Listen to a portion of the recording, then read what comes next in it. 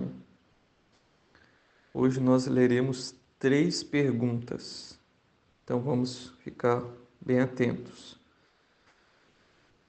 Pergunta 438. Que importância dá a Igreja ao Decálogo?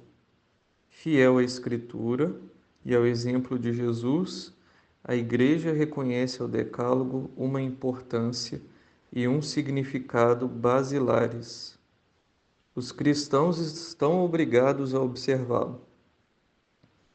Pergunta 440. Por que é que o Decálogo obriga gravemente?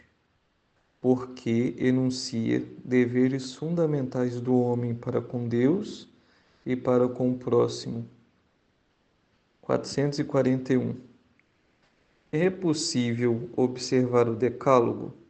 Sim, porque Cristo, sem o qual nada podemos fazer, nos torna capazes de observá-lo com o dom do seu Espírito e da sua graça. Aqui conclui a resposta da Igreja.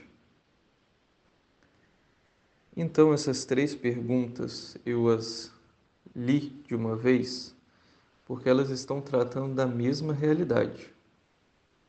Elas estão dizendo por que os cristãos até hoje precisam cumprir os 10 mandamentos. Por que a Igreja até hoje nos recorda do cumprimento dos 10 mandamentos? Por uma razão muito simples. Porque a Igreja é o corpo de Cristo continuado na história.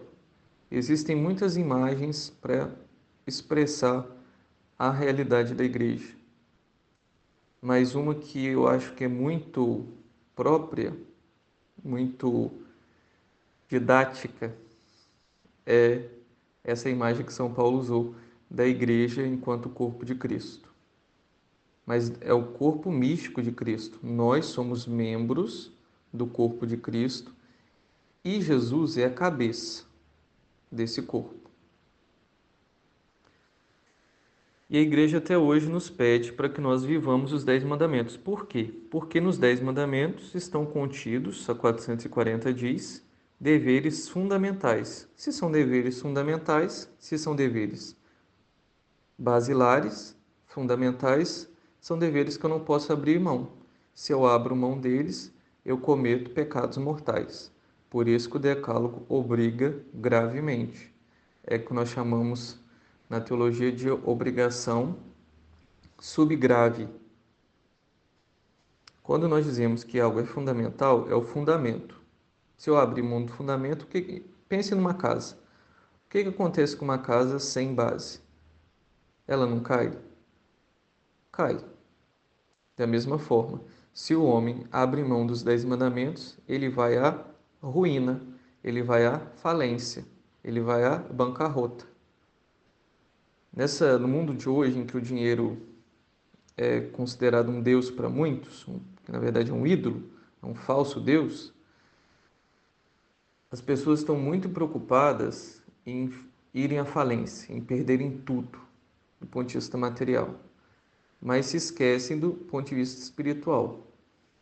Não viver os 10 mandamentos é pior do que perder todos os bens materiais, é pior do que falir, é pior do que ser preso, é pior do que qualquer outra desgraça que possa nos acometer, nos acontecer.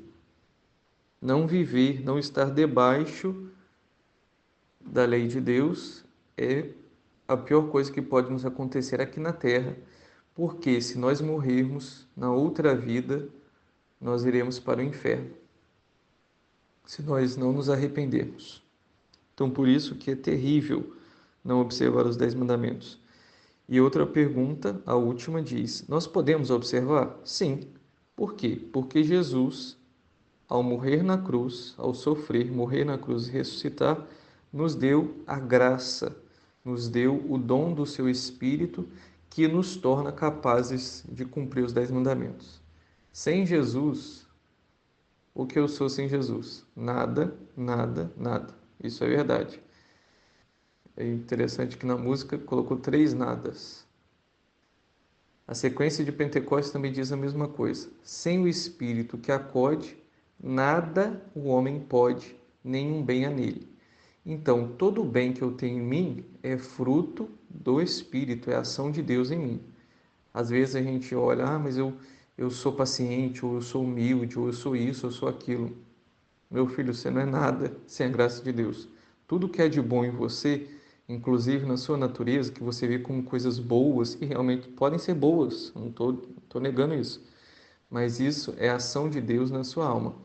Até mesmo as pessoas que não acreditam em Deus, o que elas têm de bom é o movimento da graça agindo naquela alma.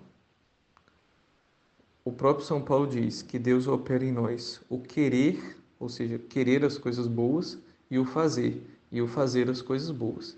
Deus opera em nós o querer e o fazer.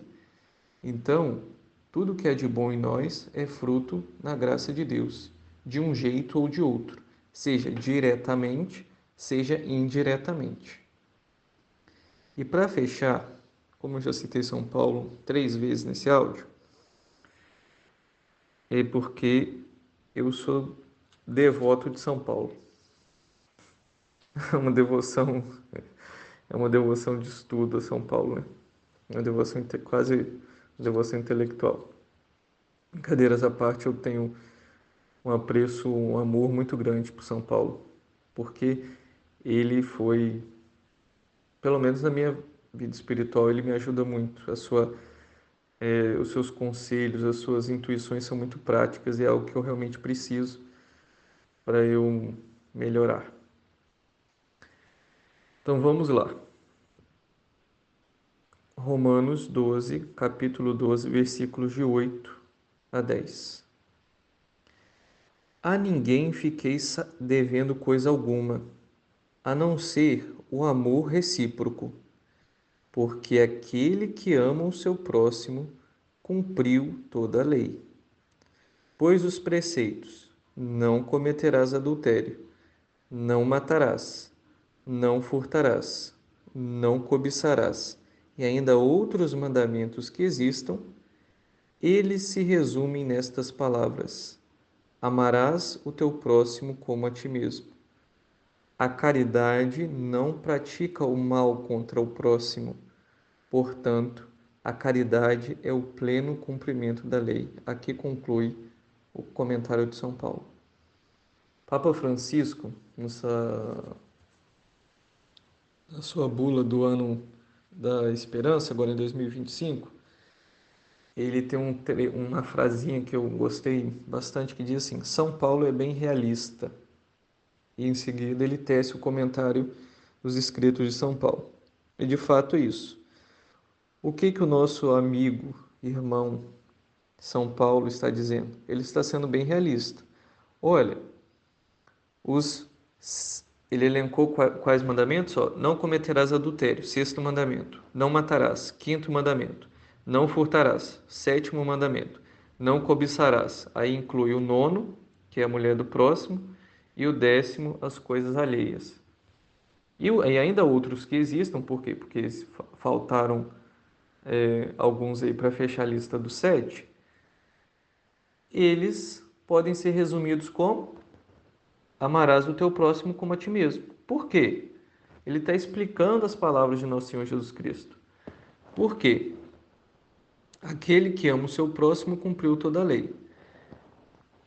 E a caridade não pratica o mal contra o próximo. Portanto, a caridade é o pleno cumprimento da lei. Por que esses mandamentos podem ser resumidos: amarás o teu próximo como a ti mesmo? Porque quem ama não faz nenhum mal para o próximo. Então, quem ama não comete adultério contra a mulher do próximo, não mata o próximo, não furta as coisas que são do próximo, não cobiça as coisas que são do próximo e não levanta falso testemunho contra o próximo. Por quê? Porque você ama o próximo. Então você não vai fazer nenhum tipo de mal para ele. Vejam só como isso é prático. Vejam só como isso é realista. Como isso é acessível. Brilhante. Esse é o nosso grandioso apóstolo São Paulo, luz das nações, e luz também para a nossa vida. Nosso Senhor, quando chamou, falou que ele seria um vaso de eleição e luz para as nações. E isso se cumpre hoje, agora. Meu Senhor e meu Deus, eu creio, mas aumentai a minha fé. São Paulo, rogai por nós. Em nome do Pai, do Filho e do Espírito Santo. Amém. Então, meu irmão, minha irmã, você acabou de ouvir um áudio do projeto Eu Amo a Igreja.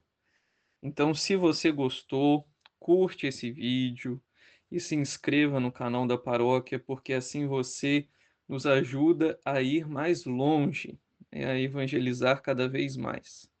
Esse projeto é, parafraseando Santa Teresa de Calcutá, ela disse dela mesma que ela era uma gota de água no oceano, mas esse oceano, sem essa gota, seria menor.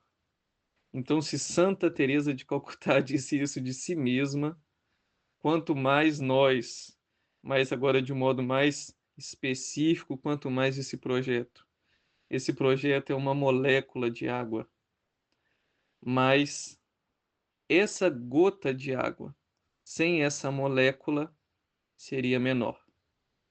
Então, se você curtir, se inscrever no canal da paróquia, você nos ajuda a ir mais longe, a alcançar pessoas, circunstâncias, realidades em que nós podemos levar a boa nova de Jesus, por meio da sua igreja, por meio da sua esposa imaculada e santa que é a igreja. Então, eu te peço que nos ajude a ir para águas mais profundas, a alcançar mais pessoas, a alcançar mais famílias, e assim nós poderemos dar a nossa contribuição nessa grande messe do Senhor, nessa grande vinha do Senhor, em que há iniciativas, pessoas, projetos muito superiores, muito mais profundos e elevados do que esse, mas nós teremos dado a nossa parte, a nossa contribuição também na evangelização e na catequese dos nossos irmãos e irmãs. Então é isso. Muito obrigado e rezem também por mim, para que eu consiga corresponder cada vez mais à vontade de Deus. Um abraço.